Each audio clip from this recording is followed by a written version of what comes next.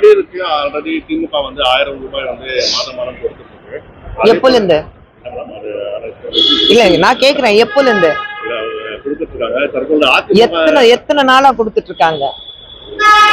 அவங்க தகுதி வாரியா மீண்டும் அதை வந்து போன தேர்தலே ஆரம்பிச்சாங்க, சொன்னாங்க 6 மாசம் கொடுத்தாங்க, நிறுத்திட்டாங்க.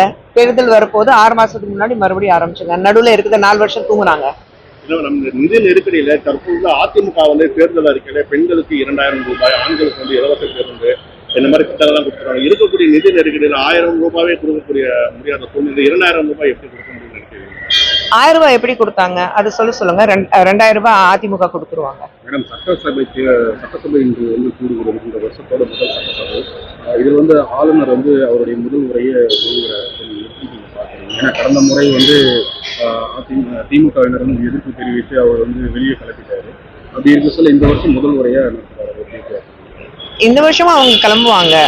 திமுக காங்கிரஸ்க்கு இருக்கிற ஒரே வேலை, நாங்க ஏதாவது வந்து எதிர்ப்பு தெரிய வைக்கணும். அது மக்களுக்கு சரியா இருக்கோ இல்லையோ, நம்மளுடைய தமிழகத்துக்கு கரெக்டா இருக்கோ இல்லையோ, நம்ம வந்து நியூஸ்ல இருக்கணும். நியூஸ்ல இருக்கிறதுக்கு நாங்க வெளிநடைப்படுவோம்னு சொல்லிட்டு வெளியில போயிட்டே இருப்பாங்க. அதே மாதிரி என்டிஏ கூட்டணியில வந்து பாமக தரப்பை சேர்ந்த அன்புமணி ராமதாஸ் தலைவராக இருக்காரு. அவர் வந்து கூட்டணி குறித்து பேச்சுவார்த்தை நடத்தினால் அன்புமணி மேலையும் பிரதமர் மேலையும் நாங்க வழக்கு போடணும்னு சொல்லிட்டு ராமதாஸ் அது அவங்களுக்குள்ள பர்சனல் விஷயம், அது நான் வந்து கமெண்ட் பண்ண முடியாது.